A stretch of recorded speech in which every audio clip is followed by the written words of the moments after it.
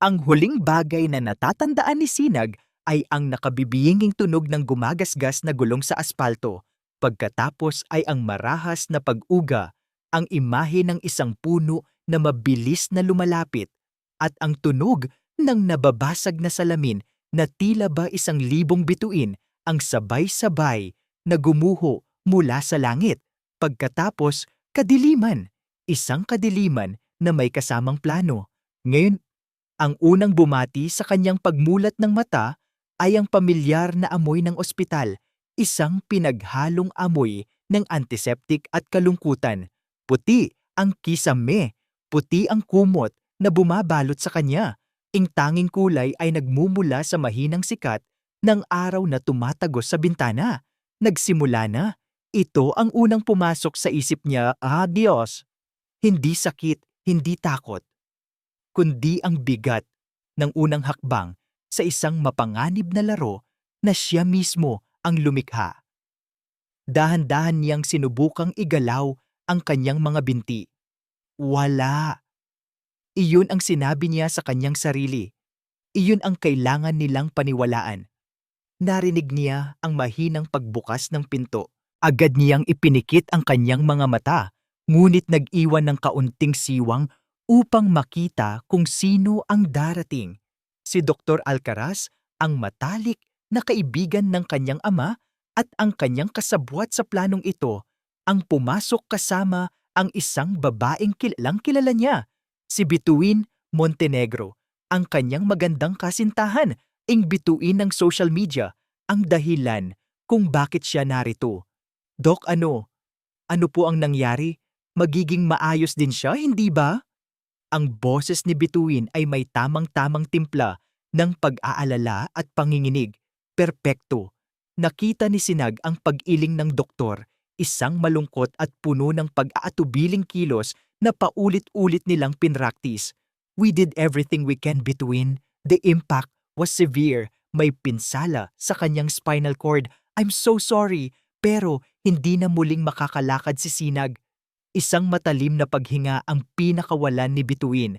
Nakita ni Sinag ang bahagyang panlalaki ng kanyang mga mata, ang pagkagat niya sa kanyang ibabang labi. Saglit na katahimikan ang namayani, na parabang pinoproseso ng dalaga ang balita. Pagkatapos, dumating ang mga luha.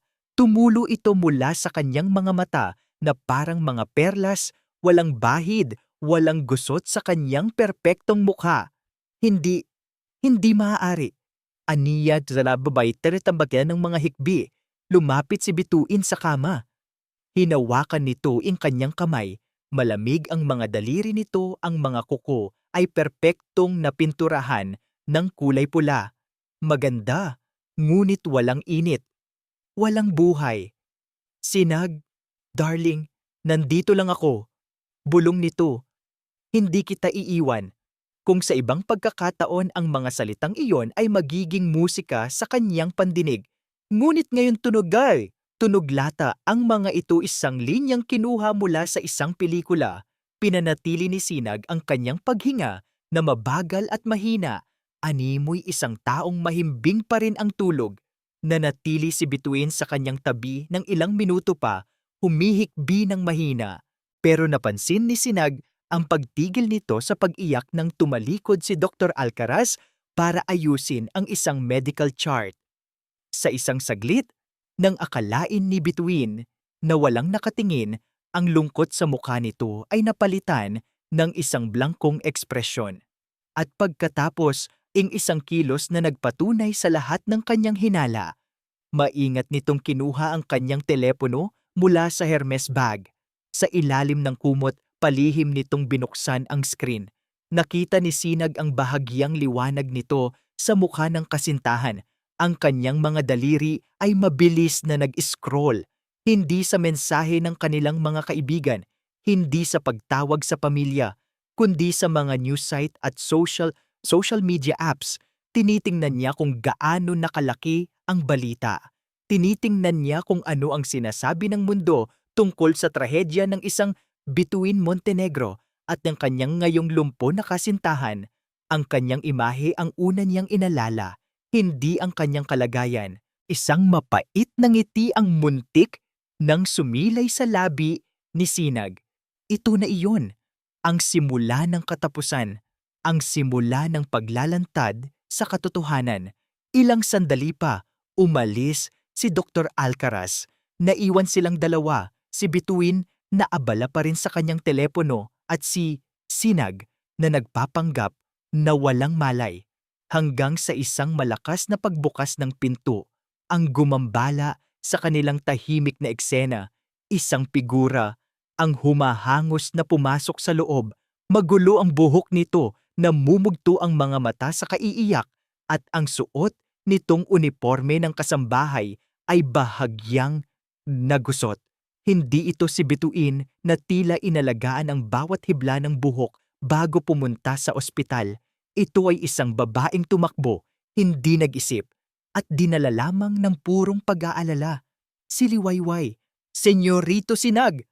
Ang kanyang boses ay basag at puno ng hindi maikakailang takot. Napatayo si Bituin, gulat at iritado.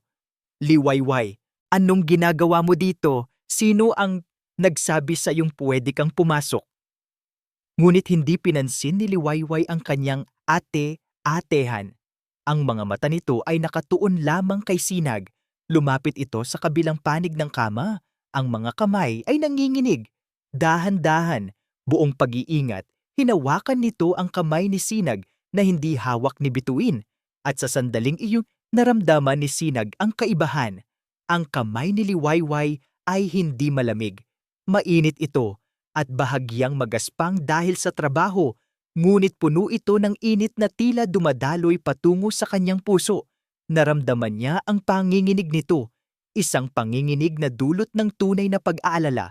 Isang patak ng luha ang tumulo mula sa mata nito at pumatak sa kanyang kamay. Mainit. Totoo. Ito ang kauna-unahang totoong emosyon na naramdaman niya mula nang magising siya. Hindi ito pag-arte. Hindi ito para sa social media. Ito ay dalisay na pagmamalasakit mula sa isang taong halos hindi niya napapansin sa mansyon. Ang babaeng laging nakayuko. Ang anino ng perpektong si Bituin. Sa ilalim ng kanyang pagpapanggap, sa gitna ng kasinungalingang kanyang sinimulan, isang tanong ang biglang sumibol sa isip ni Sinag habang nararamdaman ang init mula sa kamay ni Liwayway. Isang tanong na hindi niya inaasahan. Sino ka ba talaga, Liwayway? Ang hasyenda Sinagtala ay isang paraiso na binuo sa ibabaw ng mga lihim.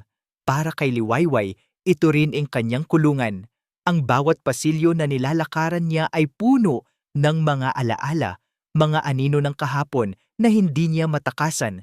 Pagka-uwi niya mula sa ospital, ang unang bumungad sa kanya ay ang malamig na titig ni Bituin. Walang salitang binitawan, ngunit sapat na ang mga matang iyon para iparating ang mensahe.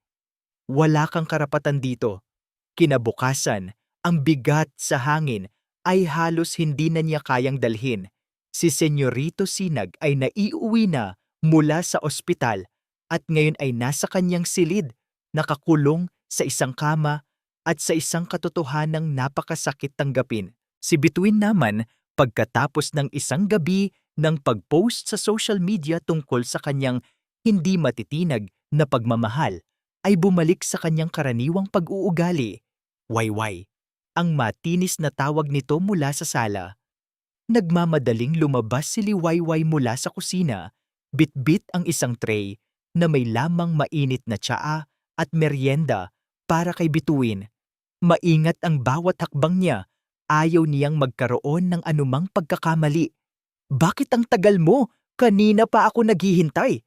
Reklamo ni Bituin na abala sa pag-scroll sa kanyang telepono. Hindi man lang ito tumingin sa kanya. Pasensya na po, senyorita. Pinainit ko pa po ng maigi ang tsa. Mahinang sagot ni Liwayway. Nang papalapit na siya sa lamesa, biglang tumayo si Bituin. Ang kanyang balikat ay biwak ay tumama sa gilid ng tray. Sa isang iglap, ang lahat ay tila nag-slow motion. Ang pagtilapo ng tasa, ang pagbuhos ng mainit na tsaa sa sahig na gawa sa mamahaling kahoy, at ang tunog ng nabasag na porselana na sumira sa katahimikan ng buong mansyon. Natigilan si Liwayway, ang kanyang puso ay kumabog ng napakabilis. Ano ba? Sigaw ni Bituin. Tumalon palayo na para bang siya ang nasaktan. Tumingin ka nga sa dinadaanan mo. Ang lampa-lampa mo talaga. Pasensya na po. Senyorita, hindi ko po sinasadya. Nanginginig na sabi ni Liwayway kahit alam niyang hindi niya iyon kasalanan. Palagi na lang, walang araw na hindi ka nagdudulot ng problema. Tinuro siya ni Bituin. Linisin mo yan, ngayon din. Agad na yumuko si Liwayway. Pinupulot ang bawat piraso ng basag na tasa gamit ang kanyang nanginginig na mga kamay. Isang piraso ang humiwa sa kanyang daliri, ngunit hindi niya iyon ininda. Mas masakit ang mga salitang binitiwan ni Bituin kaysa sa anumang sugat.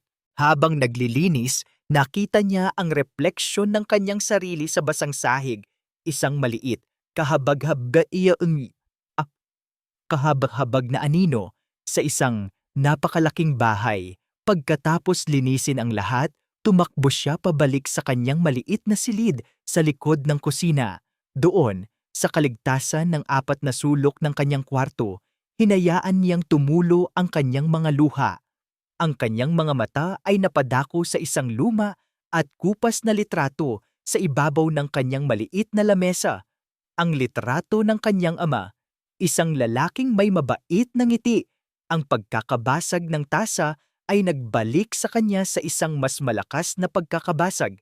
Ang tunog ng salamin ng kotse, ang amoy ng ulan at gasolina, ang huling sigaw ng kanyang ama.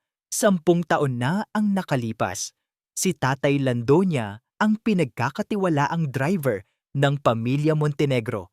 Isang gabi habang pauwi sila mula sa isang pagtitipon, bumuhos ang malakas na ulan. Isang truck ang nawalan ng preno. Sa isang iglap, ang buhay ay nagbago. Namatay ang kanyang ama at si Senyora Celeste, ang ina ni Bituin. Mula noon, kinupkop siya ng ama ni Bituin dahil sa utang na loob. Ngunit para kay Bituin, si Liwayway ay hindi isang ampon. Siya ang buhay na paalala ng trahedyang kumuha sa kanyang ina. Siya ang anak ng lalaking nasa likod ng manibela. Sa isip ni Bituin, siya ang may kasalanan. Kaya't bawat araw, ipinaparamdam nito kay Liwayway ang kanyang puot. Sa pamamagitan ng masasakit na salita, ng mga utos na nakakababa ng pagkatao at ng mga tinging puno ng pagkasuklam. At tinanggap iyon ni Liwayway bilang kanyang parusa, ang kabayaran sa isang kasalanang hindi naman niya ginawa. Pinunasan niya ang kanyang mga luha, kailangan niyang maging matatag para sa alaala ng kanyang ama. Nang gumabi na at ang buong mansyon ay nababalot na ng katahimikan, hindi mapakali si Liwayway. Iniisip niya ang kalagayan ni Senyorito Sinag. Alam niyang si Bituin ay nasa sarili nitong silid, abala sa kanyang online world. Alam niyang walang nag-aasikaso sa binata. Dahan-dahan, na parang isang magnanakaw sa sariling tahanan, lumabas siya ng kanyang silid. Pumitas siya ng ilang sariwang bulaklak ng sampagita mula sa hardin at inilagay sa isang maliit na florera. Pagkatapos ay pumasok siya sa kusina at nagtimpla ng maligamgam na gatas na may kaunting pulot. Tahimik niyang binuksan ang pinto ng silid ni Sinag. Ang tanging liwanag ay nagmumula sa buwan sa labas. Nakita niya ang anyo nito sa kama, tila mahimbing na natutulog. Maingat siyang lumapit, pinalitan niya ang luma at nalantang bulaklak sa tabi ng kama ng mga bagong pitas na sampagwita. Ang matamis na amoy nito ay unti-unting pumuno sa silid. Inilapag niya ang baso ng gatas sa lamesa, sakaling magising ito sa uhaw. Bago siya umalis, sandali niyang pinagmasdan ang mukha ni Sinag. Wala na ang ngiti na madalas niyang nakikita sa mga magazine. Wala na ang kumpiyansa sa sarili. Ang nakikita niya ngayon ay isang taong puno ng sakit at kalungkutan. At sa hindi maipaliwanag na dahilan, nakaramdam siya ng matinding awa at pagnanais na alagaan ito. Inayos niya ang kumot na bahagyang nahulog mula sa balikat nito. Magiging maayos din po ang lahat, senyorito. Bulong niya sa hangin, isang panalangin na sana'y marinig ng langit. Nang handa na siyang tumalikod, isang malamig na boses ang bumasag sa katahimikan. Anong ginagawa mo dito? Nanigas si Liwayway. Nakatayo sa may pintuan na nababalot ng dilim ay si Bituin. Senyorita, dinalhan ko lang po ng hindi ko tinatanong kung anong dala mo. Putol ni Bituin sa kanya. Ang boses ay mahina ngunit puno ng bagsik. Ang tanong ko, bakit ka nandito? Sinabi ko na sa lahat na ako ang mag-aalaga sa kanya. Gusto ko lang pong makasiguro na komportable siya. Hindi ko kailangan ng tulong mo. Humakbang si Bituin palapit. Ang mga mata ay nag-aapoy sa galit. Huwag na huwag kang lalapit kay Sinag. Tandaan mo ang lugar mo. Liwayway. Itinuro nito ang sahig. Isang katulong ay mananatiling katulong. Naiintindihan mo? Walang nagawa si Liwayway kundi tumango. Habang pinipigilan ang mga luhang nagbabadyang tumulo, mabilis siyang lumabas ng silid. Ang mga salita ni Bituin ay tumatagos sa kanyang puso na parang mga punyal. Sa kanyang pag-alis, hindi niya alam na sa dilim ng silid, isang pares ng mga mata ang nakabukas. Narinig ni Sinag ang lahat, ang bawat salita, ang bawat patak ng lason sa boses ng kanyang kasintahan. Naramdaman niya ang pag-alis ng mabait na presensya ni Liwayway at ang pagpasok ng isang malamig na hangin. Sa ilalim ng kumot, ang kanyang mga kamay ay naikuyom ng mahigpit. Sa kauna-unahang pagkakataon mula nang simulan niya ang larong ito, isang tunay at nag-aalab na galit ang bumukal sa kanyang dibdib. Hindi para sa sarili niya, kundi para sa babaeng tahimik na nag-alaga sa kanya at sinuklian lamang ng kalupitan. Ang galit na naramdaman ni Sinag ng gabing iyon ay hindi basta-basta humupa. Ito ay naging gatong. Gatong para sa apoy na siya mismo ang nagsindi. Kung dati ay pagdududa lamang ang nagtulak sa kanya na gawin ang planong ito, ngayon ay may kasama na itong katiyakan. Kailangan niyang ituloy. Kailangan niyang makita kung hanggang saan ang kayang gawin ni Bituin para sa pera at kasikatan. Kinaumagahan, sinimulan ni Bituin ang kanyang araw sa paraang alam na alam niya. Isang pagtatanghal. Okay, perfect. Hold that angle. Utos ni Bituin sa bago nilang kasambahay na nanginginig na hawak ang kanyang telepono. Isang mamahaling ring light ang nakatutok sa kanila, nagbibigay ng perpektong liwanag sa mukha ng dalaga. Si Sinag ay nakaupo sa kanyang wheelchair sa tabi ng bintana, tahimik na nagmamasid. Hello, my shining stars! Bati ni Bituin sa kanyang libu-libong followers sa livestream. Ang boses ay puno ng tamis at paglalambing. Good morning! Gusto ko lang mag-update sa inyong lahat. Nandito ako ngayon kasama ang aking pinakamamahal na si Sinag. We're taking it one day at a time, and with your prayers, alam kong malalampasan din namin ito. Lumapit siya kay Sinag at marahang hinaplos ang kanyang buhok. Ang haplos ay para sa kamera. Walang init, walang pakiramdam. He's a fighter, and I'll be here to fight with him. Hindi ko siya iiwan. Epatch unconditional. Love app through thick and thin. Ngumiti siya ng napakatamis sa kamera. Ngunit, nakita ni Sinag ang nasa likod ng mga matang iyon, isang kalkuladong lamig, isang pag-arte na pinaghandaan. That's all for now, my stars. I love you all. Aniya, bago nagpadala ng isang flying kiss sa kasanantaya screen. Sa sandaling pinatay ng kasambahay ang livestream, ang lahat ay nagbago. Ang matamis na ngiti ni Bituin ay biglang naglaho na parang bula. Ang malambing na ekspresyon ay napalitan ng pagkainis. Hay, nakakapagod, anya, habang winawaglit ang kanyang kamay na parang may duming pinapagpag. Tumalikod ito mula kay Sinag na parang isa lamang siyang props na hindi na kailangan. Dalhan mo ko ng kape, Black, at bilisan mo. Hindi na nagulat si Sinag. Ito ang Bituin na kilala niya sa likod ng kamera. Ang lamat sa perpektong larawan ay palaki na ng palaki, at ngayon oras na para basagin ito ng tuluyan. Naghintay siya ng tamang sandali. Nang hapon na iyon, habang alam niyang nasa sala, si Bituin at nagbabasa ng isang fashion magazine, isinagawa niya ang susunod na hakbang. Kinuha niya ang kanyang telepono at tinawagan ang kanyang abogado, si Attorney Diaz. Sinadya niyang iwanang bahagyang nakabukas ang pinto ng kanyang silid. Attorney, panimula ni Sinag, ang kanyang boses ay sadyang ginawang balisa at puno ng pag-aalala. Tumawag ka ba? Anong balita? Nagkaroon ng sandaling katahimikan habang nakikinig siya sa kabilang linya. Ano? Sigurado ka ba dyan? Paanong nangyari yon?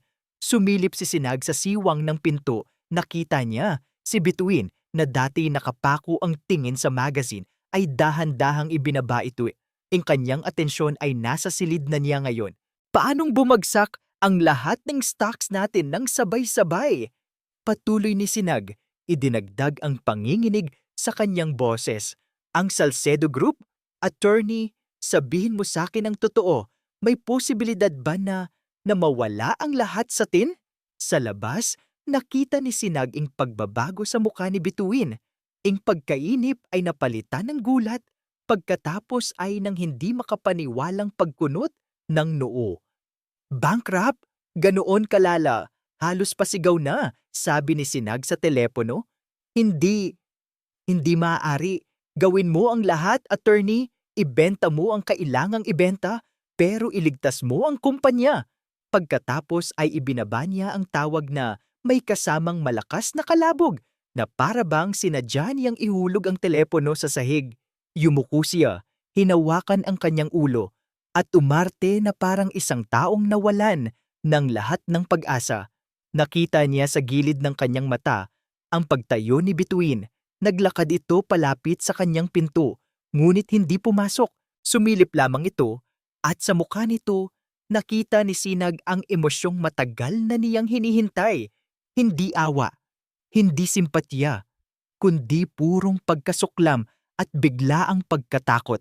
Isang takot ng isang taong malapit ng mawalan ng gintong susi sa isang magandang buhay. Umatras si Bituin mula sa pinto. Hindi kumikibo. Bumalik ito sa sofa, ngunit hindi na nito pinulot ang magazine. Nakatitig lang ito sa kawalan. Ang kanyang perpektong mukha ay nababalot ng isang pangit na kalkulasyon. Ang kanyang utak ay malinaw na nag-iisip na ng susunod na hakbang. Nang mga sandaling iyon, isang mahinang katok sa pinto ang pumutol sa mabigat na katahimikan. Pumasok si Liwayway, may dalang isang mangkok ng mainit na lugaw. Ang kanyang mga mata ay puno ng pag-aalala, isang emosyon na hindi niya kailangang iarte. Malinaw na narinig din nito ang kanyang pagsigaw kanina. Senyorito, mahinang sabi nito. Narinig ko po, pasensya na po kung nakikialam ako, pero kumain po muna kayo. Inilapag nito ang mangkok sa lamesa sa tabi niya. Ang amoy ng luya at bagong lutong kanin ay pumuno sa hangin, isang simpleng amoy ng tahanan at pag-aaruga. Hindi ito tulad ng mamahaling pabango ni Bituin na parang laging may itinatago. Salamat Liwayway, sagot ni Sinag. Ang boses ay tunay na pagod. Tumingin sa kanya si Liwayway, ang mga mata ay puno ng sinseridad. Kahit anong mangyari, senyorito, sabi nito sa isang mahina ngunit matatag na boses, magiging maayos din po ang lahat. Ang pera, nawawala, pero ang lakas ng loob, hindi. Ang mga simpleng salita na iyon ay tumama kay Sinag ng mas malakas kaysa sa anumang kasinungalingan.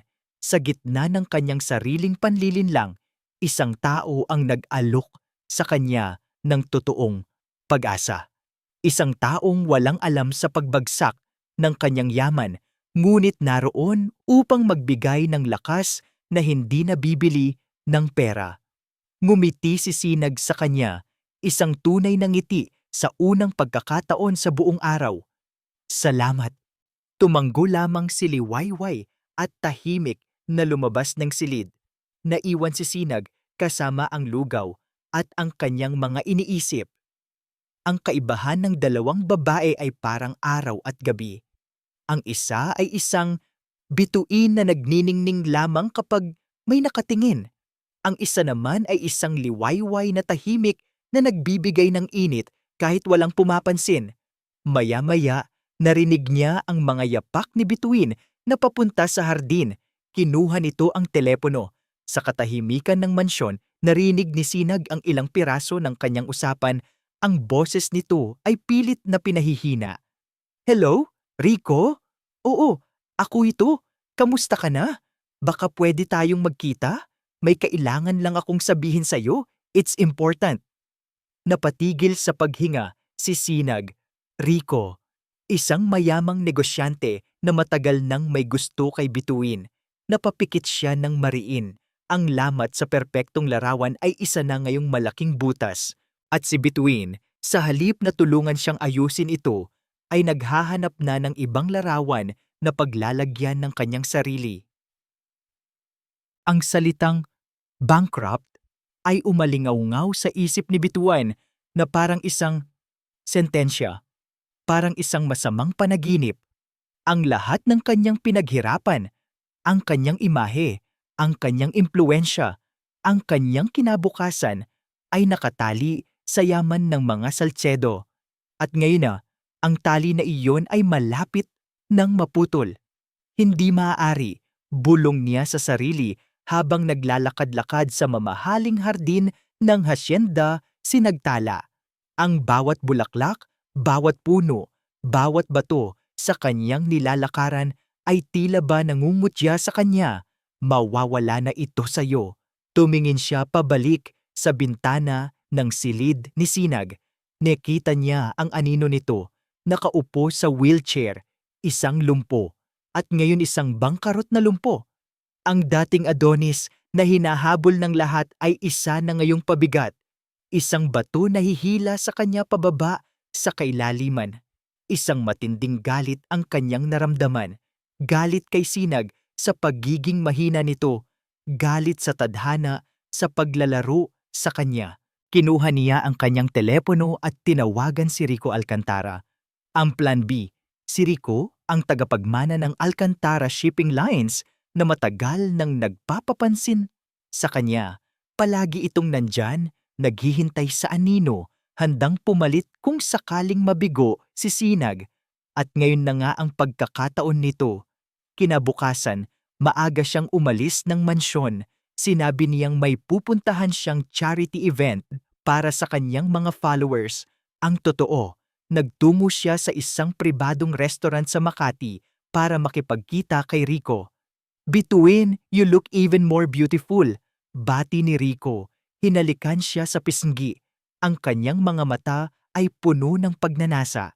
Rico, salamat sa pagdating. Sagot ni Bituin, ipinaskil ang kanyang pinakamalungkot ngunit pinakamagandang ngiti. Marami akong pinagdadaanan ngayon. Sa loob ng isang oras, isinalaysay niya ang isang pinagandang bersyon ng kanyang kalagayan, kung paano siya nasasaktan para kay Sinag, kung paano siya natatakot sa kinabukasan. Hindi niya binanggit ang tungkol sa pagiging bangkarot. Sa halip, pinalabas niya ang kailangan niya ng isang kaibigan na masasandalan, isang malakas na balikat na pwede niyang iyakan. At si Rico, tulad ng inaasahan, ay kinagat ang pain. Nandito lang ako para sa'yo, Bituin. Palagi. Alam mo yan. Just say the word and I'll take care of you. Iiwan ko ang lahat para sa'yo. Iyon na. Ang kasiguraduhan na kailangan niya. Ngumiti si Bituin. Salamat, Rico. You don't know how much this means to me. Pagbalik niya sa hasyenda Sinagtala, ang kanyang pag-uugali ay nag-iba na. Wala na ang pag-aalala. Napalitan ito ng malamig na determinasyon. Kailangan na niyang kumalas kay Sinag, ngunit kailangan niyang gawin ito sa paraang siya pa rin ang magmumukhang biktima, ang santa. Ngunit may isang bagay na nakaharang sa kanyang plano. Isang maliit na bato sa kanyang perpektong landas. Si Liwayway. Sa mga nakaraang araw, napapansin niya ang pagiging malapit ng dalawa. Napapansin niya kung paano nagliliwanag mga mata ni Sinag kapag si Liwayway ang naghahatid ng pagkain. Naririnig niya ang mahinang tawanan mula sa silid ni Sinag kapag si Liwayway ang kausap nito. Ang babaeng iyon, ang anino na dapat ay nananatili sa dilim, ang anak ng driver na pumatay sa kanyang ina.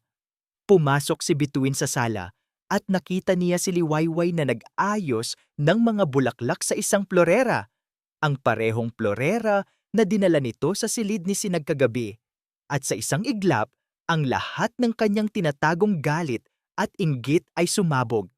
Lumapit siya sa isang antigong aparador kung saan nakadisplay ang isang litrato ng kanyang ina, si Senyora Celeste.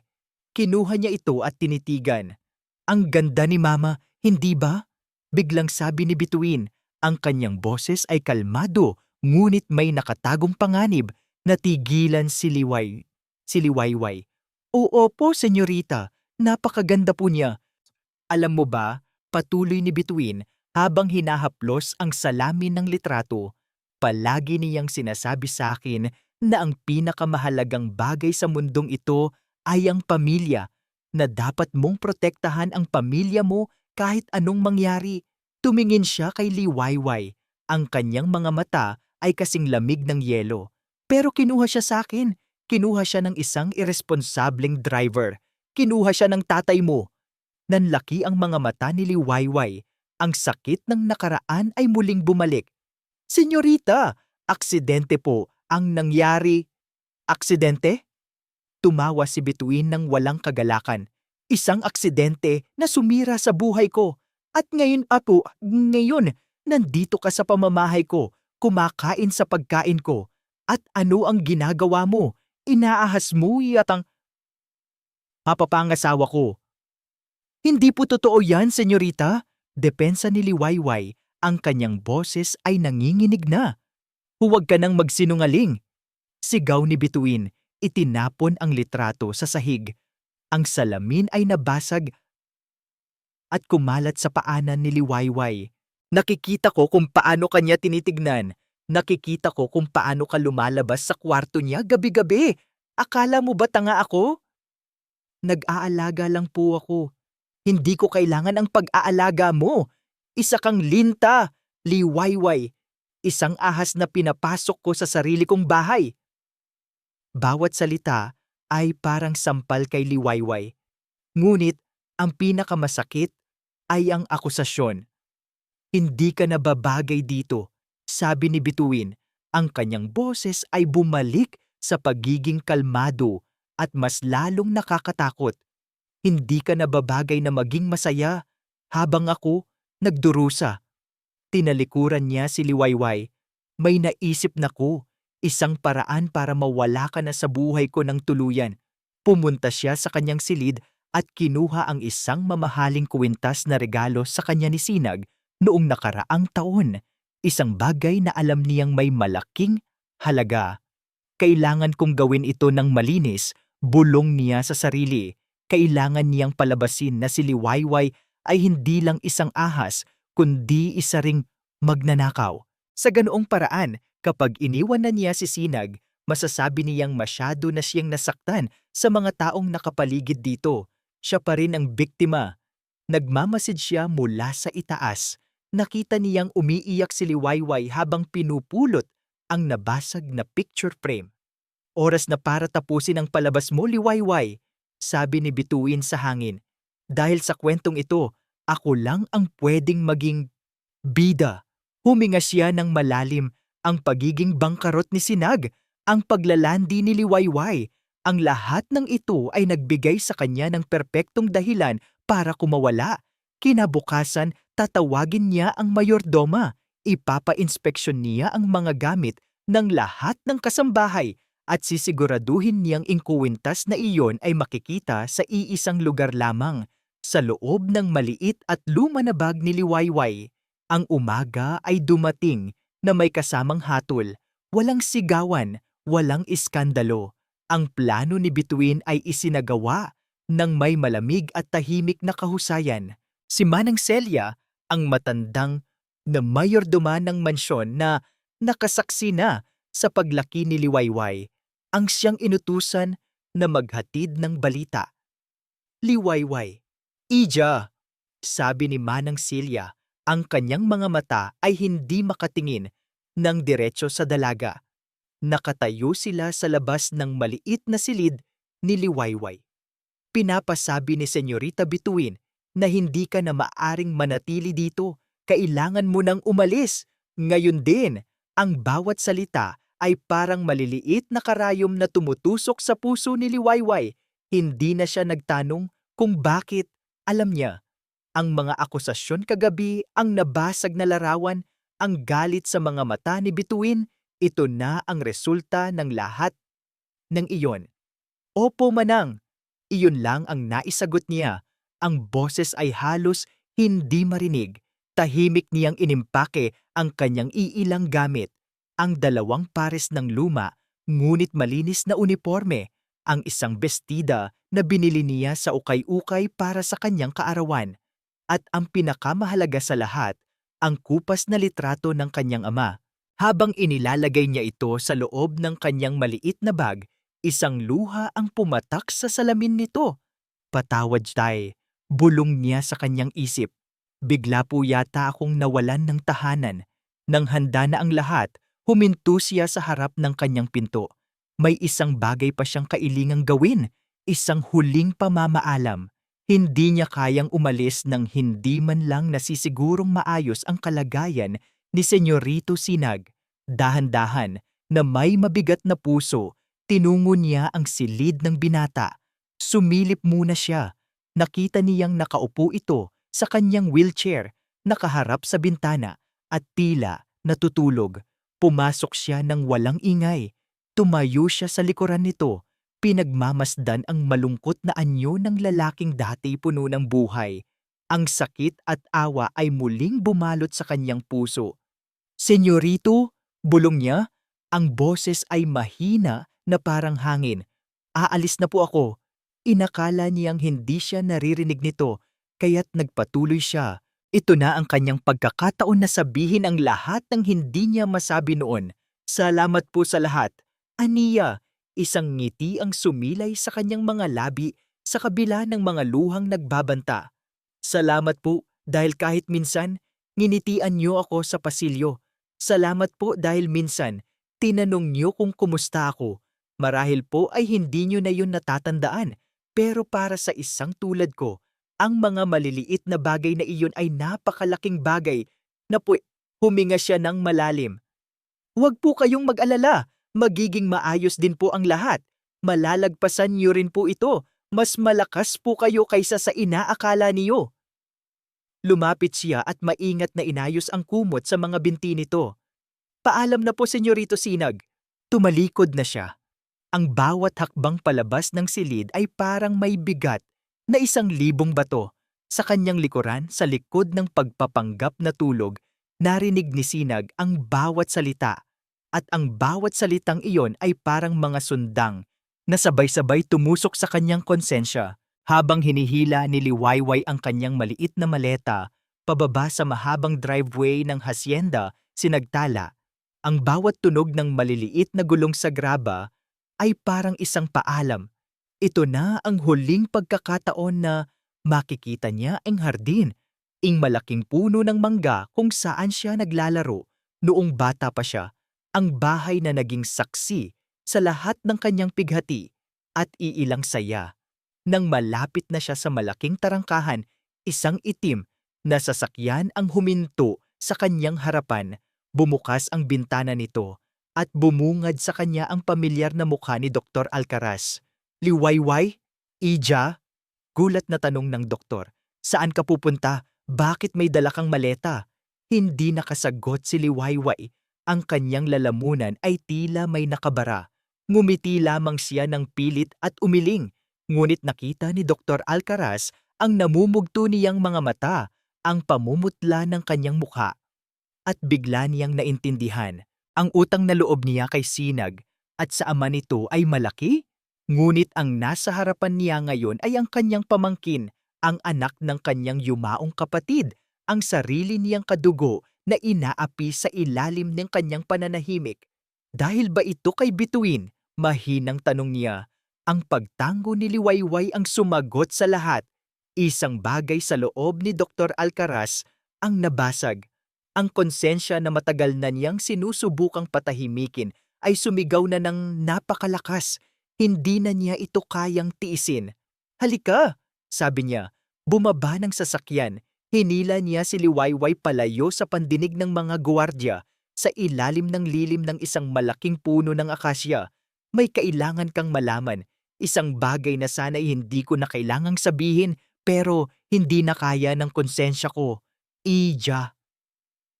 Tumingin si Liwayway sa kanya. Naguguluhan. Huminga ng malalim. Ang doktor. Liwayway.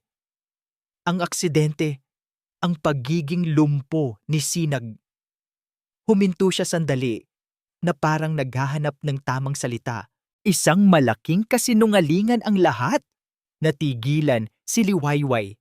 Ang hangin ay tila tumigil sa paghihip. Ang mga ibon ay tila tumigil sa pag-awit.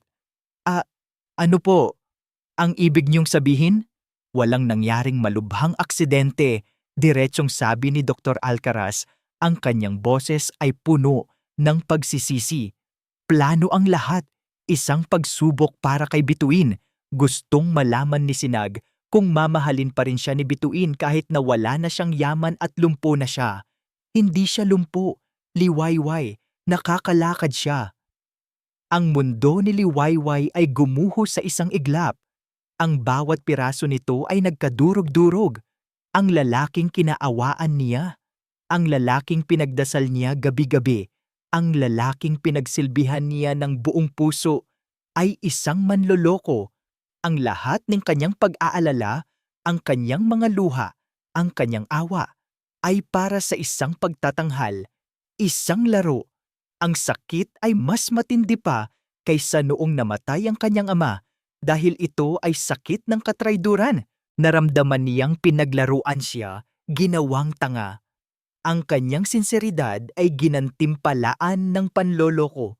Napahawak siya sa puno upang masuportahan ang sarili.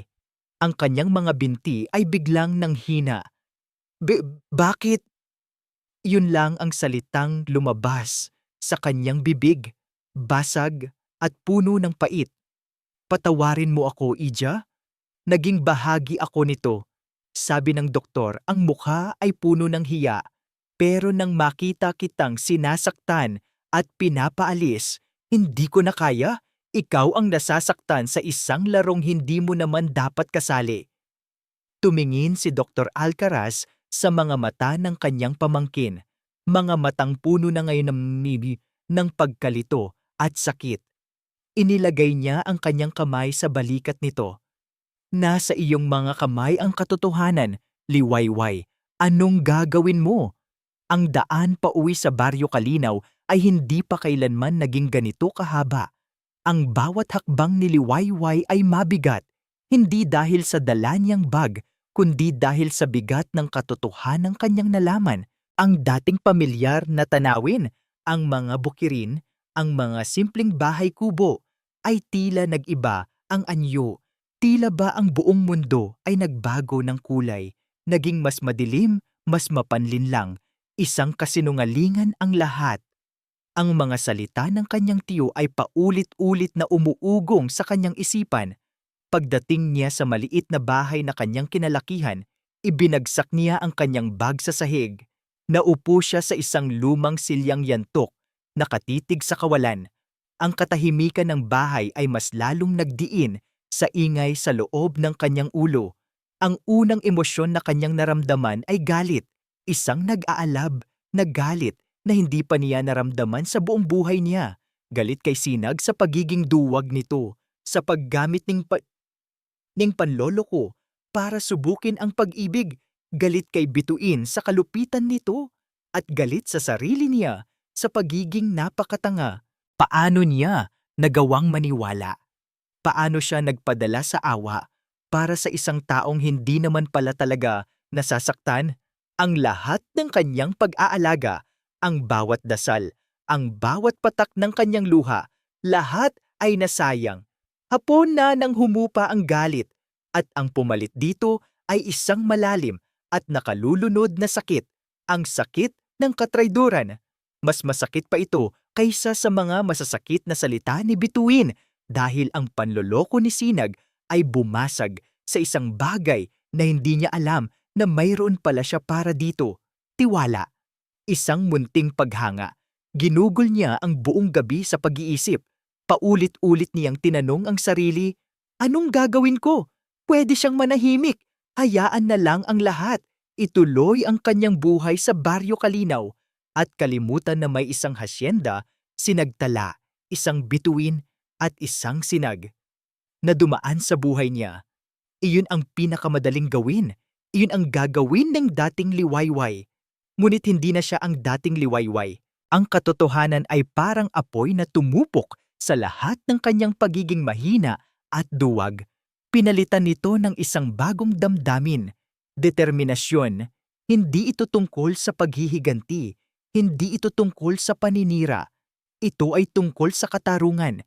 Hindi patas na si Bituin na puro kasamaan ang nasa puso ay magpapatuloy sa kanyang pagpapanggap at hindi rin patas na si Sinag na gumamit ng panloloko ay basta na lang makakakuha ng gusto niya nang walang natututunan. At higit sa lahat, hindi patas na siya na ang tanging ginawa ay magmalasakit, ang siyang aalis na parang isang basahan. Kinabukasan, isang bagong liwayway ang sumikat at kasabay nito, isang bagong liwayway ang isinilang.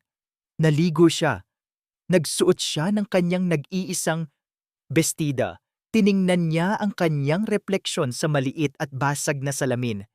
Ang babaeng nakatingin pabalik sa kanya ay hindi na ang babaeng umiiyak kahapon. Ang kanyang mga mata ay may bakas pa rin ng lungkot, ngunit mayroon na itong kislap ng katapangan. Bumalik siya. Naglakad siya pabalik sa mahabang daan patungo sa hasyenda, sinagtala. Hindi na siya dumaan sa gate ng mga tauhan sa likod. Dumaan siya sa malaking tarangkahan sa harap. Ang mga gwardiya na nakakakilala sa kanya ay nagtaka ngunit pinapasok siya. Ang kanyang paglakad sa driveway ay hindi na nagmamadali at nakayuko. Tuwid ang kanyang likod, mataas ang kanyang noo. Nang pumasok siya sa malaking pinto ng mansyon, ang unang nakakita sa kanya ay si Bituin na pababa ng ingrandeng hagdanan.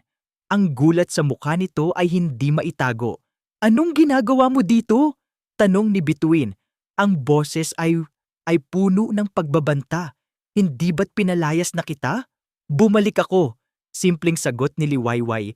Ang kanyang boses ay kalmado at matatag. Para kunin ang isang bagay na pag-aari ko. Wala kang pag-aari dito. Meron, sabi ni Liwayway, tinititigan si Bituin ng diretso sa mga mata. Ang dignidad ko. Nagulat si Bituin sa kanyang pagsagot. Hindi ito ang Liwayway na kilala niya. Nilampasan niya si Bituin at naglakad ng diretso patungo sa silid ni Sinag. Hindi na siya kumatok. Dahan-dahan niyang binuksan ang pinto at pumasok sa loob. Naabutan niya si Sinag na nakaupo sa kanyang wheelchair, nakatingin sa labas ng bintana. Ang parehong eksena, ngunit ngayon pang-iba na ang kahulugan nito sa kanya. Hindi na ito isang malungkot na tanawin.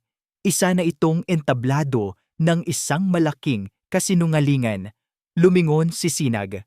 Nang makita siya nito, ang kanyang mukha ay nagpakita ng isang komplikadong emosyon, gulat, kaunting tuwa at bakas ng pagkakasala. Liwayway, sabi nito. Bumalik ka. Hindi ngumiti si Liwayway. Ang kanyang mga mata ay hindi na nagpapakita ng awa. Puno ito ng sakit at isang malaking katanungan na hindi niya kailangang bigkasin. Ang pananahimik niya ay mas malakas pa kaysa sa anumang sigaw. Lumapit siya. Bawat hakbang niya ay may bigat. Tumayo siya sa harapan ng wheelchair. Tinititigan ang mga binti nitong nababalutan ng kumot. Ang mga binting alam niyang malusog at malakas. Ang mga binting kayang-kaya siyang habulin kung gugustuhin nito. Maayos na po ba ang pakiramdam niyo, senyorito? Tanong niya. Ang kanyang boses ay walang emosyon na mas lalong nagbigay ng kaba kay Sinag. Oo, medyo. Nauutal na sagot ng binata. Isang mapait na ngiti ang sumilay sa labi ni Liwayway. Tumingin siya ng diretso sa mga mata ni Sinag. Ang mga matang dati niyang hinahangaan ay puno ngayon kiduyon ng pagkukunwari. Hindi niya kailangang sumigaw. Hindi niya kailangang mag-iskandalo. Ang pinakamatalas na sandata niya ngayon ay ang katotohanan.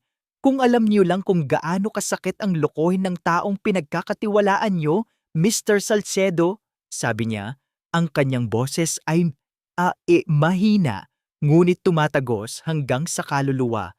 Gagawin niyo pa rin ba ito? Ang paggamit niya ng Mr. Salcedo sa halip na senyorito ay parang isang sampal, isang pader na bigla niyang itinayo sa pagitan nilang dalawa. Nakita niya ito, ang pagkawala ng kulay sa mukha ni Sinag, ang bahagyang panlalaki ng kanyang mga mata, ang pag-igting ng kanyang panga. Ang katahimikan sa loob ng silid ay nabasag. Alam na ni Sinag. Alam na niya ang lahat. Ang tanong ni Liwayway ay binitin sa hangin na parang isang matalim na patalim, handang bumagsak anumang oras. Para kay Sinag, ang pagtitig ng dalaga ay mas masakit pa kaysa sa anumang pisikal na pinsala. Wala na ang Liwayway na may maamong mga mata. Ang kaharap niya ngayon ay isang babaeng sinugatan niya ng malalim, at ang sugat na iyon ay nakikita niya sa bawat kislap ng sakit at pagkadismaya sa mga mata nito. Liwayway, magpapaliwanag ako, sabi niya. Ang kanyang boses ay desperado. Sa isang iglap, nakalimutan niya ang kanyang pagpapanggap. Ang tanging mahalaga ay maalis ang ekspresyon ng pagtataksil sa mukha ng dalaga. Magpapaliwanag, isang mapait na tawa ang kumawala sa lalamunan ni Liwayway. Ano po ang ipapaliwanag niyo, Mr. Salcedo? Na ang lahat ng ito ay isang laro? Na ang pag-aalala ko, ang pag-iyak ko, ay bahagi lang ng isang malaking biro para sa inyo? Hindi biro to, Liwayway. Kailangan kong gawin. Kailangan niyong manloko? Putol niya. Kailangan niyong paglaruan ang damdamin ng mga taong nagmamalasakit sa inyo? Ganoon po ba ang sukatan ng pagkatao sa mundong ginagalawan ninyo? Bawat salita niya ay isang sampal ng katotohanan. Naramdaman ni Sinag ang hiya na gumapang sa kanyang buong pagkatao. Tama, si Liwayway. Sa kanyang pagnanais na ilantad ang kasinungalingan ni Bituin, siya mismo ay naging isang sinungaling. At ang pinakamasakit, nasaktan niya ang kaisa-isang taong nagpakita sa kanya ng katapatan. May mga dahilan ako, pilit niyang sinabi. Sinubukang ipaliwanag ang tungkol sa nakaraan ng kanyang pamilya, ang takot niya sa katrayduran. Ang pamilya ko, dati, niloko rin kami ng taong pinagkakatiwalaan namin. Ayoko lang maulit. Umiling si Liwayway. Ang panloloko ay hindi maitatama ng isa pang panloloko. Patawad, Mr. Salcedo, pero hindi ko matatanggap ang kahit anong dahilan niyo. Tumalikod na siya. Tapos na ang kanyang pakay. Nakita na niya ang pagkakasala sa mga mata nito. Naitayo na niya ang pader sa pagitan nila. Saan ka pupunta? Tanong ni Sinag, isang tunay na takot ang narinig sa kanyang boses, takot na muling mawala si Liwayway. Sa kung saan walang kasinungalingan, sagot niya ng hindi lumilingon at tuluyan ng lumabas ng silid. Naiwan si Sinag na parang binuhusan ng malamig na tubig. Ang kanyang perpektong plano ay gumuho sa kanyang harapan. Oo, napatunayan niyang hindi siya mahal ni Bituin para sa kung sino siya. Ngunit sa proseso, nawala niya ang respeto at marahil pati na rin ang pagtingin ng kaisa-isang taong gusto niyang manatili sa kanyang tabi. Samantala, sa labas ng silid, nakatayo sa itaas ng hagdanan si Bituin. Hindi niya narinig ang buong usapan, ngunit nakita niya ang lahat.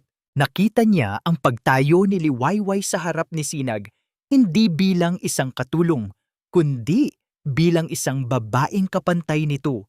Nakita niya ang desperasyon sa mukha ni Sinag, isang emosyon na hindi pa nito kailanman ipinakita sa kanya. Isang nakakapasong selos ang kumalat sa kanyang dibdib. Hindi na ito tungkol sa pera, personal na ito.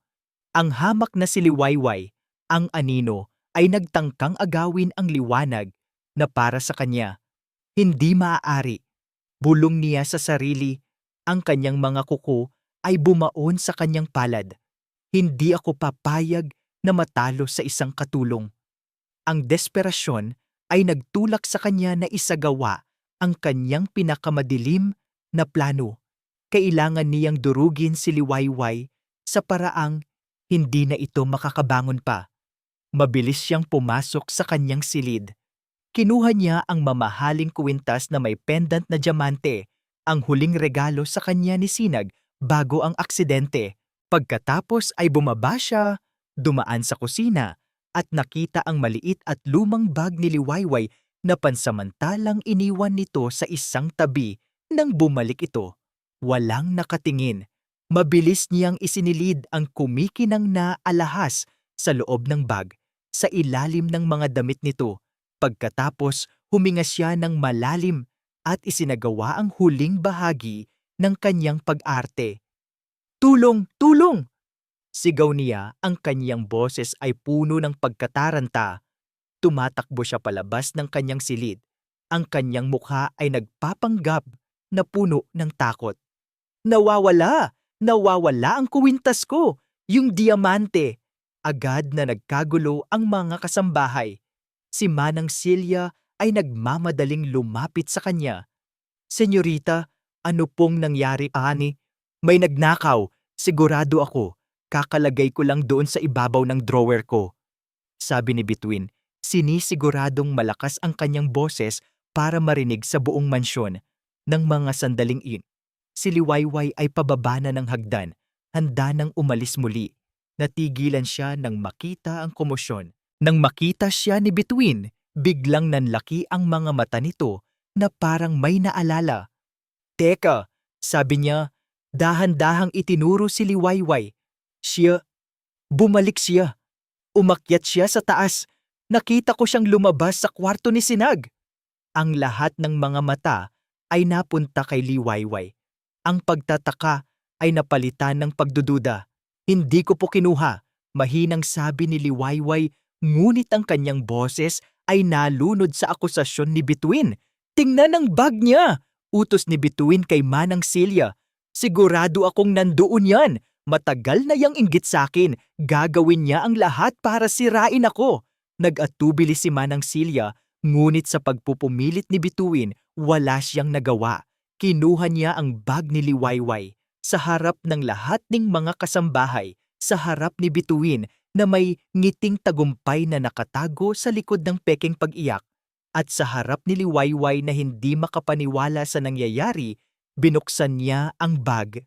At doon, sa ibabaw ng kupas na litrato ng kanyang ama, kumislap ang isang diamante. Isang kolektibong paghinga ng gulat ang narinig mula sa mga kasambahay.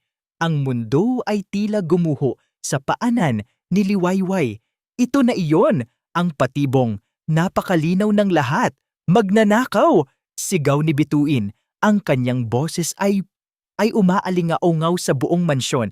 "Pinalaki ka na namin, pinakain, binihisan, tapos ito ang isusukli mo sa amin?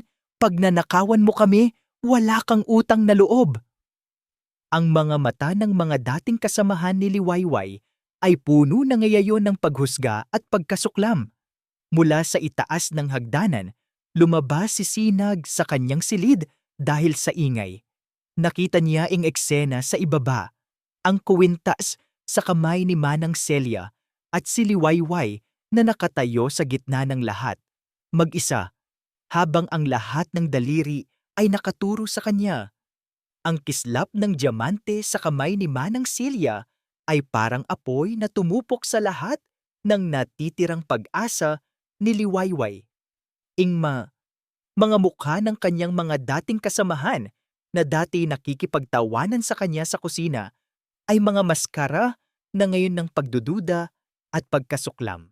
Ang bawat bulungan ay parang latigo na humahampas sa kanyang likod. Hindi ko inaasahan yan sa kanya. Akala mo'y tahimik, pero ahas pala. Nakakahiya siya.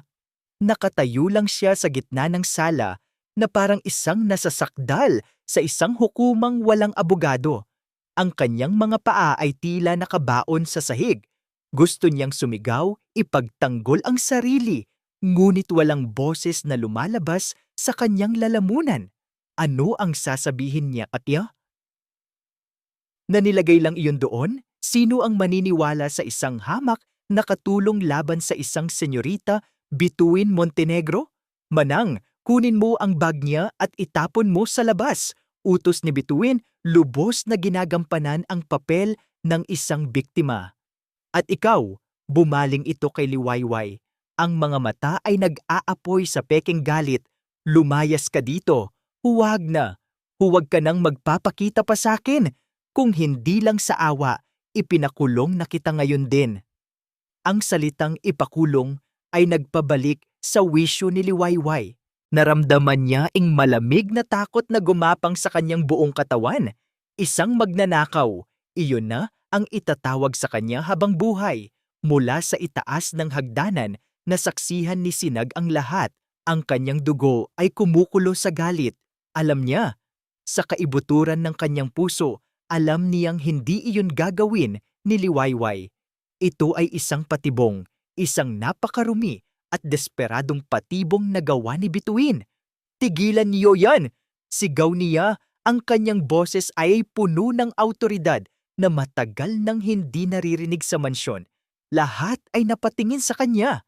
Inosente siya, patuloy ni Sinag, habang pinapaandar ang kanyang wheelchair palapit sa hagdanan. Bituin, itigil mo na tong kabaliwan mo! Isang mapanuyang tawa ang pinakawalan ni Bituin. Kabaliwan? Sinag? Darling, bulag ka ba? Nahuli na siya sa akto. O baka naman kinakampihan mo siya dahil mayroon kayong relasyon? Ang malisyosong tanong na iyon ay nagbigay ng panibagong bala sa mga nagbubulungan. Naramdaman ni Liwayway ang pag-init ng kanyang mga pisngi dahil sa hiya. Hindi lang siya isang magnanakaw sa mata ng mga tao, kundi isa ring kerida. Wala kang alam sa sinasabi mo, gigil na sagot ni Sinag. Sinubukan niyang itulak ang sarili para makatayo. Isang desperadong kilos para maprotektahan ang babaeng pinapahamak ng sarili niyang laro. Ngunit, kailangan niyang alalahanin ang kanyang papel. Kailangan niyang manatiling lumpo. Ang kanyang kawalan ng kapangyarihan ay isang mabigat na tanikala. Napasuntok na lamang siya sa braso ng kanyang wheelchair. Ang kanyang mukha ay puno ng pagkabigo at galit sa sarili. Ang kanyang pananahimik at kawalan ng kakayahan ay nagsilbing huling pako sa ataul ni Liwayway. Para sa mga tao sa ibaba, ang kanyang hindi pagkilos ay isang kumpirmasyon ng pagkakasala ng dalaga. Palabasin niyo yun na siya, sigaw ni Bituin na para bang nagtataboy ng isang asong kalye. 2 gwardya ang lumapit kay Liwayway. Hindi na siya pumalag. Wala nang natitirang lakas sa kanya para lumaban. Hinayaan niyang hawakan siya sa braso at kaladkarin palabas ni mansyon. Habang naglalakad siya papalabas, ang kanyang mga mata at ang mga mata ni Sinag ay nagtama. Sa mga mata ng binata, nakita niya ang isang bagyo, galit, pagsisisi at isang sigaw na walang tunog. Ngunit huli na ang lahat. Ibinaling niya ang kanyang tingin. Ang kanyang puso ay naging manhid nang makalabas siya ng malaking tarangkahan kasabay ng malakas na pagsara nito ay ang pagbuhos ng malakas na ulan. Tila ba ang langit ay nakikidalamhati sa kanya? Ang bawat patak ay malamig, ngunit hindi na niya ito nararamdaman. Mas malamig ang yelo na bumablot ngayon sa kanyang puso. Ang kanyang damit ay basang-basa. Ang kanyang buhok ay tumutulo. Niyakap niya ang kanyang sarili habang naglalakad sa madilim at maputik na daan pabalik sa Baryo Kalinaw. Walang tahanan, walang dangal, walang natira. Ito na ang pinakamadilim na gabi ng kanyang buhay. Ang gabi, kung saan tila ang lahat ng bituin ay nagtago at ang liwanag ay tuluyang naglaho. Pagdating niya sa kanyang maliit na bahay, hindi na niya kinaya. Bumagsak siya sa sahig, sa may pintuan, at doon ibinuhos ang lahat. Ang kanyang mga hikbi ay humahalo sa tunog ng malakas na ulan sa labas. Umiyak siya hindi lang dahil sa akusasyon, kundi dahil sa bigat ng lahat ng bagay. Ang pagkamatay ng kanyang ama, ang kalupitan ni Bituin, ang panloloko ni Sinag, at ang sarili niyang kawalan ng kapangyarihan. Umiyak siya hanggang sa wala ng luhang lumabas, hanggang sa ang sakit ay naging isang blangkong pamamanhid. Samantala, sa hasyenda Sinagtala, sa loob ng kanyang madilim na silid, nakaupo si Sinag sa sahig sa tabi ng kanyang wheelchair. Ang ulan sa labas ay salamin ng bagyo sa kanyang kalooban. Ang imahe ni Liwayway na kinakaladkad palabas, ang mga matang puno ng sakit ay paulit-ulit na naglalaro sa kanyang isipan. Ito ang resulta ng kanyang laro. Isang inosenteng tao ang nadurog. Pinagsisihan niya ang lahat. Ang kanyang pagdududa, ang kanyang plano, ang kanyang pananahimik. Ngunit ang pagsisisi ay hindi na sapat. Sa gitna ng kanyang galit at pagkadurog, isang bagay ang nabuo. Isang determinasyon na kasing tigas ng bakal. Tumingin siya sa kanyang mga kamay na nakakuyom. Tumingin siya sa wheelchair na sumisimbolo sa kanyang kasinungalingan. Tapos na ang laro. Bituin! Bulong niya sa dilim. Ang kanyang boses ay mababa at puno ng isang pangako ng paghihiganti. Tapos na ang pagpapanggap. Ang ulan ay tumila pagsapit ng hating gabi, ngunit ang bagyo sa loob ni Sinag ay lalo pang lumakas. Ang bawat segundo na lumilipas ay parang isang pagtawa mula kay Bituin, isang pagkutya sa kanyang kawalan ng kakayahan. Ngunit ang gabing ito ang katapusan ng lahat ng iyon. Ang galit ay isang kakaibang puwersa, kaya nitong magpamanhid ng sakit at magbigay ng lakas na hindi mo inaakala. At ang galit na naramdaman ni Sinag para kay Bituin at para sa sarili niya ay sapat na para itulak siyang gawin ang matagal na niyang dapat ginawa. Kinuha niya ang kanyang telepono. Ang unang tinawagan niya ay ang pinuno ng kanyang personal na security team. Reyes, sabi ni Sinag, ang kanyang boses ay malamig at matigas na parang bakal. Gisingin mo ang team mo. May ipapagawa ako. Importante. Sir? Anong oras na po? Ngayon na! Putol ni Sinag. Kailangan kong makita ang lahat ng CCTV footage sa loob ng mansyon mula kahapon hanggang ngayon. Bawat anggulo mo. Walang palalagpasin. I-secure niyo ang lahat ng recordings. Walang pwedeng makialam. Naiintindihan mo. Oo po, sir. Masusunod po. Sagot ni Reyes na agad na naramdaman ang bigat sa boses ng kanyang amo. Ang pangalawang tinawagan niya ay si Attorney Diaz. Attorney, sabi ni Sinag, pumunta ka dito sa hasyenda. Ngayon din, dalhin mo lahat ng papeles tungkol sa engagement contract ko kay Bituin. Ang huling tinawagan niya ay si Dr. Alcaraz. Tito, kailangan ko ng tulong mo, sabi ni Sinag. Ang kanyang boses ay bahagyang lumambot. Kailangan kong itama ang lahat. Habang hinihintay niya sila, ginawa ni Sinag ang isang bagay na hindi na niya muling gagawin. Pinilit niyang alalahanin ang eksaktong nangyari. Ang pagsigaw ni Bituin, ang paglabas ng mga kasambahay, ang pagdating ni Liwayway mula sa hagdan. Sinubukan niyang buuin ang puzzle sa kanyang isipan. Paano nagawa ni Bituin na itanim ang ebidensya nang walang nakakakita? Pagkalipas ng isang oras, ang kanyang team ay nagsimulang magtrabaho. Ang tahimik na mansyon ay napuno ng mahihinang yabag ng mga security personnel na mabilis at episyenteng kumikilos. Si Attorney Diaz at Dr. Alcaraz ay dumating halos magkasabay. Naabutan nila si Sinag sa kanyang silid, hindi nakaupo sa wheelchair, kundi nakatayo, nakatanaw sa dilim sa labas ng bintana. Sinag, anak, bungad ni Dr. Alcaraz. Tapos na ba? Ngayon pa lang magsisimula, tito. Sagot ni Sinag, hindi lumilingon.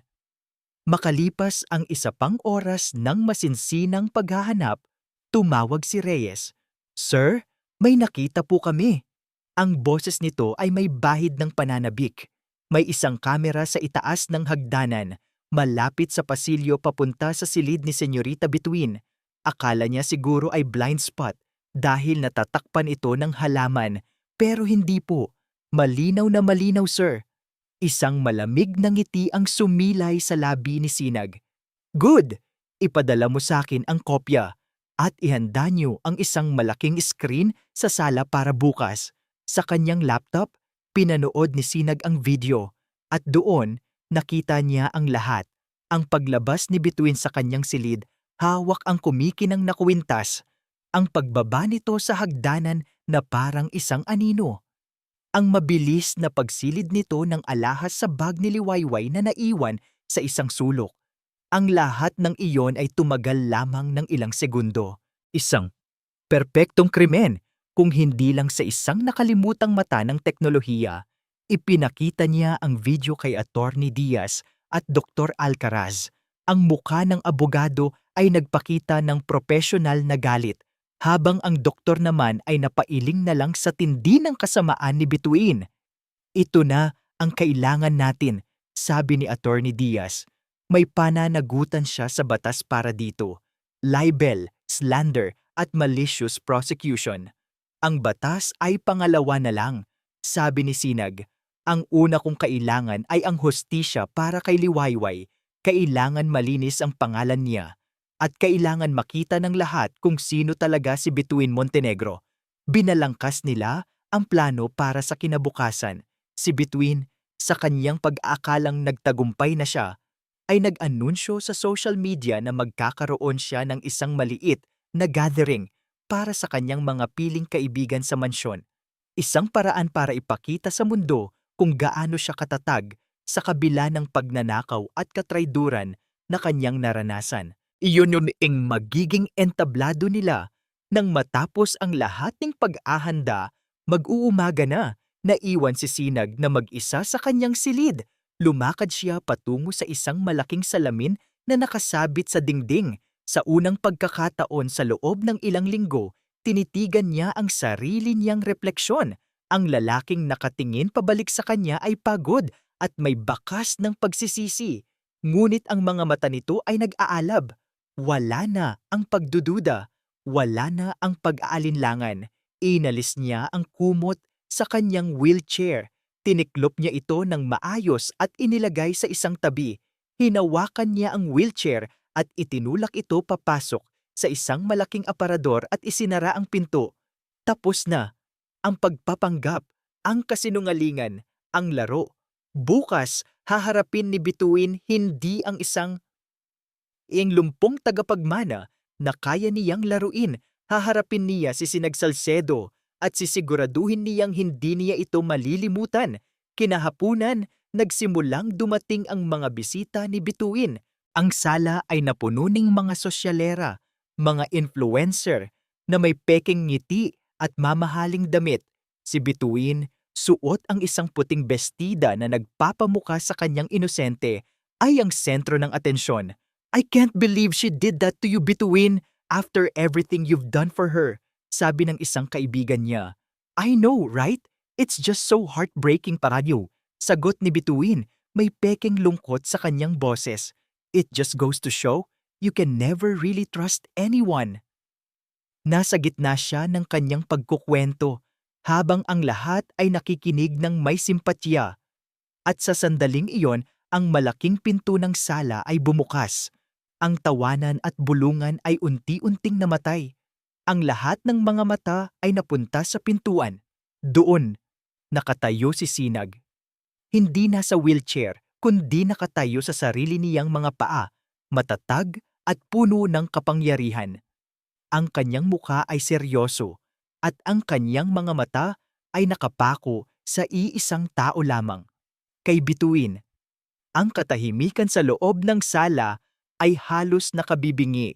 Ang mga ngiti ay nanigas sa mga labi ng mga bisita. Ang mga hawak na kopita ng champagne ay nanatiling nakabitin sa ere. Ang lahat ng atensyon ay nasa lalaking nakatayo sa may pintuan. Isang multo mula sa isang kwentong akala ng lahat ay alam na nila ang wakas. Ang muka ni Bituin ay dumaan sa sunod-sunod na emosyon sa loob lamang ng ilang segundo. Una ay pagkalito, na sinundan ng hindi makapaniwalang gulat. Pagkatapos, isang malamig na takot ang gumuhit sa kanyang mga mata nang makita niya ang ekspresyon sa mukha ni Sinag.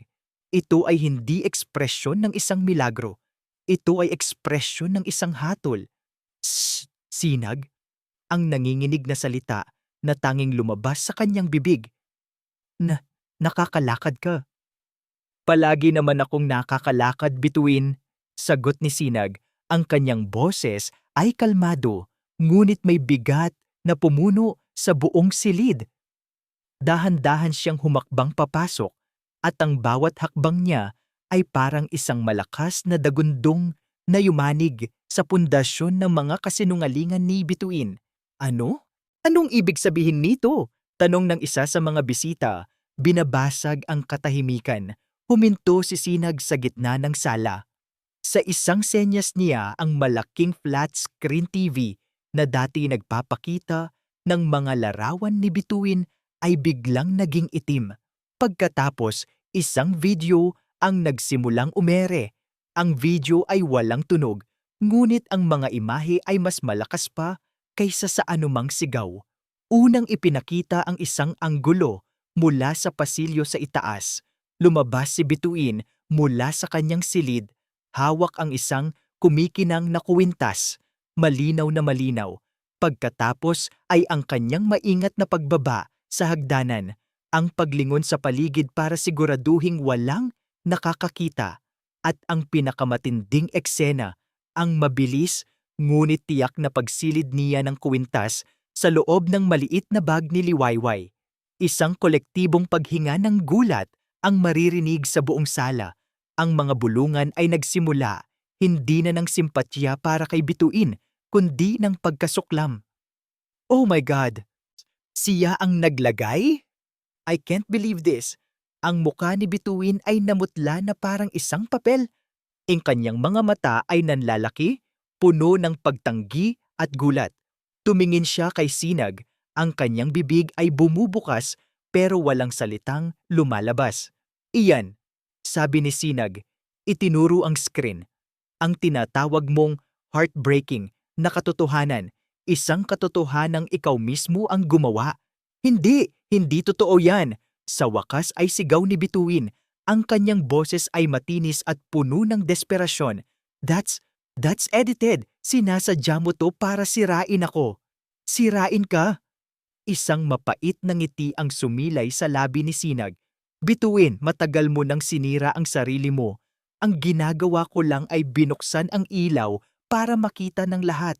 Sa sandaling iyon, lumabas mula sa isang tabi si Attorney Diaz, hawak ang isang folder. Miss Montenegro, sabi nito sa isang formal na tono, ang video na ito, kasama ang testimonya ng ilang saksi, ay sapat na ebidensya para magsampa kami ng kasong slander at perjury laban sa iyo. Kasunod niyang lumabas si Dr. Alcaraz. Tumingin ito kay Bituin na may halong awa at pagkadismaya. At ako mismo ang magpapatunay na ang buong pagkalumpo ni Sinag ay isa lamang plano.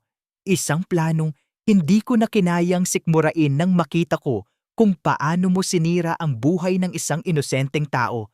Ang pamangkin ko, si Liwayway. Ang revelasyon na iyon ay ang huling dagok. Ang Bituin ay tuluyang gumuho. Hindi. Paulit-ulit na bulong ni Bituin habang umaatras. Ang kanyang mga kaibigan ay dahan-dahang lumalayo sa kanya na para bang siya ay may nakakahawang sakit. Ang mga telepono ay nagsimulang lumabas. Ang kanyang pagbagsak ay live na nasasaksihan ng lahat. Ang social media star ay nawawasak sa harap ng kanyang sariling audience. Ang buong buhay mo ay isang malaking pagpapanggap. Bituin, sabi ni Sinag. Ang kanyang boses ay walang galit. Tanging isang nakakapagod na katotohanan. Nag-aalala ka sa imahe mo, pero hindi mo inalagaan ang karakter mo. At sa huli, iyon ang tanging bagay na may halaga.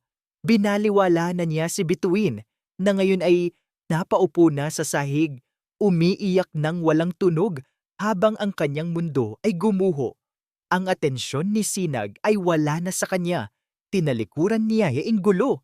Tinalikuran niya ang mga peking tao, ang mga peking kiwa, at ang babaeng naging sentro ng kanyang mapait na laro.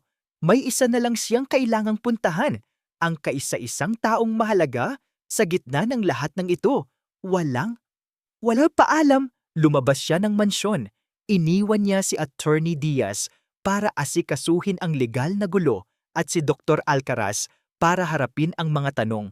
Sumakay siya sa kanyang sasakyan at sa unang pagkakataon, naramdaman niyang malaya siya sa balasya, malaya mula sa pagdududa, malaya mula sa galit.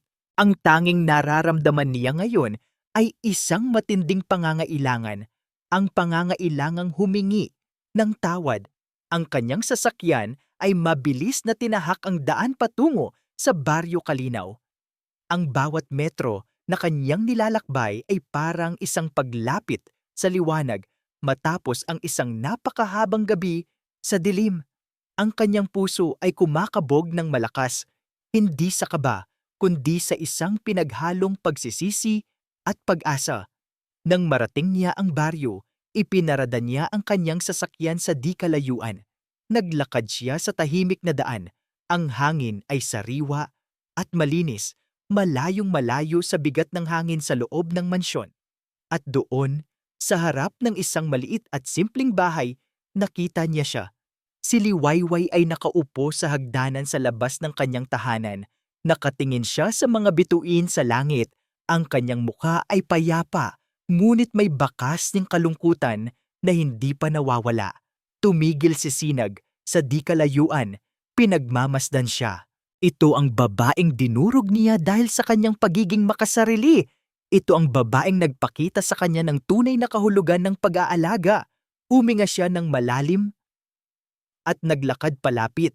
Narinig ni Liwayway ang kanyang mga yabag at lumingon. Ang pagtataka ay gumuhit sa kanyang mukha. Tumayo si Sinag sa harap niya, sa ilalim ng liwanag ng buwan at mga bituin. Wala na ang aroganteng tagapagmana. Wala na ang mapagpanggap na pasyente. Ang nasa harap niya ay isang lalaking hubad ang kaluluwa. Dala-dala ang bigat ng kanyang pagkakamali. Liwayway, sabi niya, ang kanyang boses ay bahagyang nanginginig. Patawarin mo ako. Ang mga salitang binitiwan ni Sinag ay lumutang sa tahimik na gabi ng Baryo Kalinaw. Patawarin mo ako. Dalawang salita na simple ngunit naglalaman ng bigat ng ilang linggong kasinungalingan, sakit at pagsisisi. Tinitigan siya ni Liwayway. Ang kanyang mga mata ay hindi nagpakita ng galit, hindi rin ng tuwa. Ang nakikita ni Sinag ay isang malalim na pagod. Isang pagod ng isang pusong napakarami ng pinagdaanan. Hindi siya agad sumagot. Sa halip, umupo siyang muli sa hagdanan at tumingin sa malayo. Isang paanyaya na umupo rin siya. Naupo si Sinag sa tabi niya. Nag-iwan ng sapat na espasyo sa pagitan nila. Ang katahimikan ay hindi awkward. Ito ay isang espasyo para sa mga salitang hindi kayang bigkasin. Nalaman ko na po ang nangyari, mahinang sabi ni Liwayway. Binabasag ang katahimikan. Tumawag po si Tio. Ikinuwento niya ang lahat. Tumango si Sinag. Kahit na, walang makakapagbura sa katotohanang niloko kita. Ginamit ko ang lahat, pati na ikaw, para sa isang makasariling plano. At dahil doon, ikaw ang pinaka-naapektuhan. Patawad, Liwayway. Walang araw na hindi ko pinagsisihan ang sakit na idinulot ko sa iyo. Ito ang unang pagkakataon na narinig ni Liwayway ang buong katotohanan mula mismo sa kanya. At sa boses ni Sinag, narinig niya ang isang bagay na hindi niya narinig noon, ang tunog ng tunay na kahinaan. Bakit niyo po ginawa yon? Tanong niya, hindi para manumbat, kundi para maintindihan. Huminga ng malalim si Sinag.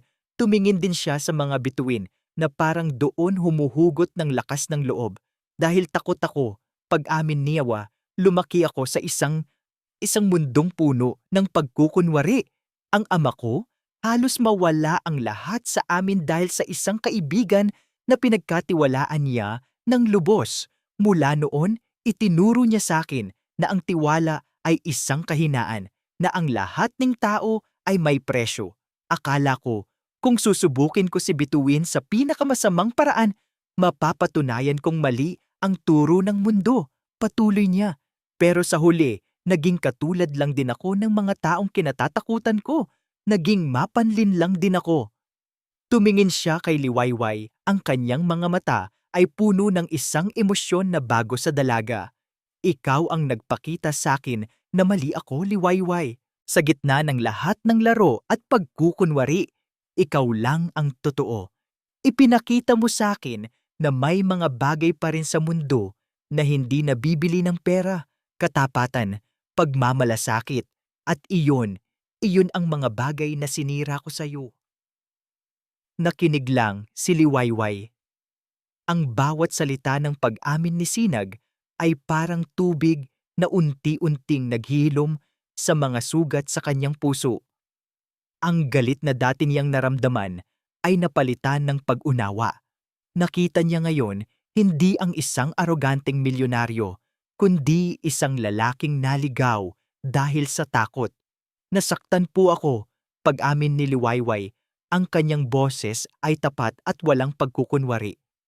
Sobra, dahil ang tiwala ko po, iyon lang ang tanging yaman na meron ako. At noong nalaman kong binali niyo iyon, parang nawala na rin ang lahat sa akin. Alam ko, sagot ni Sinag, ang kanyang boses ay basag. At kung may paraan lang para maibalik ko ang oras, gagawin ko. Pero hindi ko kaya. Ang kaya ko lang gawin ay ang humingi ng tawad at umasa. Huminto siya. Hindi niya alam kung paano tatapusin ang sasabihin. Umasa sa ano, Mr. Salcedo? Sinag, pakiusap niya. Tawagin mo akong Sinag. Tumingin si Liwayway sa kanya. Umasa sa ano, Sinag? Isang maliit na ngiti ng pasasalamat ang gumuhit sa labi ni Sinag. Umasa na balang araw mapapatawad mo ako. Katahimikan muli. Ngunit sa pagkakataong ito, mas magaan na ang pakiramdam. Ang pagpapatawad, sabi ni Liwayway, na parang kinakausap ang sarili, ay hindi para sa taong nakasakit sa iyo, para ito sa sarili mo, para makalaya ka sa bigat.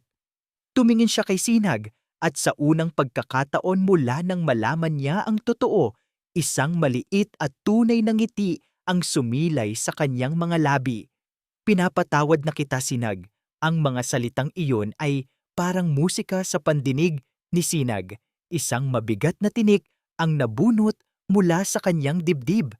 Ngunit alam niyang hindi pa doon nagtatapos ang lahat. Liwayway, sabi niya, dahan-dahang inabot ang kamay nito. Hindi niya ito hinawakan. Hinayaan niya lang itong nakalahad sa pagitan nila.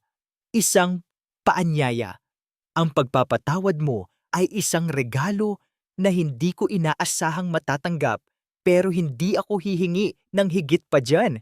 Hindi pa ngayon. Tumingin si Liwayway sa kanyang kamay, pagkatapos ay sa kanyang mga mata. Hindi ako mag-aalok ng kasal. Hindi ako magbibitiw ng mga malalaking pangako, patuloy ni Sinag. Dahil natutunan ko na ang tiwala ay hindi minamadali. Hindi ito hinihingi, pinaghihirapan ito. Buong tapang siyang tumitig sa mga mata ng dalaga. Hayaan mo akong patunayan sa iyo, araw-araw, na ang pag-ibig ko ay totoo. Hayaan mo akong ipakita sa iyo, hindi sa pamamagitan ng mga pagsubok, kundi sa pamamagitan ng mga gawa, na karapat-dapat ako sa tiwala mo. Hayaan mo akong manligaw sa iyo, Liwayway, sa tamang paraan. Walang laro, walang kasinungalingan. Ikaw at ako lang. Isang luha ang pumatak mula sa mata ni Liwayway. Ngunit sa pagkakataong ito, hindi ito luha ng sakit, kundi luha ng pag-asa. Dahan-dahan, Itinaas niya ang kanyang kamay at ipinatong sa kamay ni Sinag. Mainit. Totoo! Ilang buwan ang lumipas. Ang iskandalo sa Hacienda Sinagtala ay unti-unting humupa. Si Bituin Montenegro ay nawala sa social media at umalis ng bansa para takasan ang kahihiyan. Ang Hacienda Sinagtala ay ibinenta ni Sinag, isang simbolikong pagsasara sa isang kabanatang puno ng dilim. Madalas na ngayong nasa Baryo Kalinaw si Sinag, tumutulong siya sa mga lokal na proyekto, kinikilala ang mga tao, at higit sa lahat, araw-araw niyang pinapatunayan ang kanyang mga salita kay Liwayway. Minsan, nagdadala siya ng mga bulaklak na siya mismo ang pumitas. Minsan tinutulungan niya itong magdilig ng mga halaman, mga simpleng bagay na may mas malalim na kahulugan kaysa sa anumang diamante. Isang hapon, habang papalubog ang araw, magkasama silang naglalakad sa dalampasigan ng Baryo Kalinaw. Ang kulay kahel na sinag ng araw ay tila yumayakap sa kanilang dalawa. Sinag, sabi ni Liwayway. Masaya ako. Huminto si Sinag at humarap sa kanya. Kinuha niya ang dalawang kamay nito. Masaya rin ako, Liwayway. Mas masaya kaysa noong panahong akala ko ay nasa akin na ang lahat. Sa ilalim ng papalubog na araw, sa dalampasigan ng isang baryong tinatawag na kapayapaan, walang engrandeng proposal. Walang singsing. Tanging dalawang tao na natutong ang tunay na pag-ibig ay hindi tungkol sa paghahanap ng isang perpektong tao, kundi sa pag-aaral na patawarin ang mga pagkakamali at bigyan ng pagkakataong magsimulang muli. Magkahawak kamay, sabay nilang pinanood ang paglubog ng araw, alam na sa kanilang harapan ay isang bagong Liwayway ang naghihintay. At dito, nagtatapos ang ating kwento. Isang kwento na nagturo sa atin ng isang mahalagang aral. Ang tunay na pag-ibig ay hindi hinahanap sa kinang ng yaman o sa liwanag ng kasikatan. Ito ay matatagpuan sa katahimikan ng isang tapat na puso, sa init ng isang mapagmalasakit na kamay, at sa katapangang magpatawad at magsimulang muli. Ang pinakamahalagang kayamanan ay hindi ang mga bagay na nakikita ng mata, kundi ang mga bagay na nararamdaman ng puso. Maraming salamat po sa inyong pakikinig at pagsama sa amin sa paglalakbay na ito. Ano po ang masasabi ninyo sa ating kwento? At anong uri ng kwento ang gusto ninyong marinig sa susunod? I-comment lamang po sa ibaba. Ang inyong mga saloobin ay mahalaga sa amin. Hindi dito nagtatapos ang ating paglalakbay.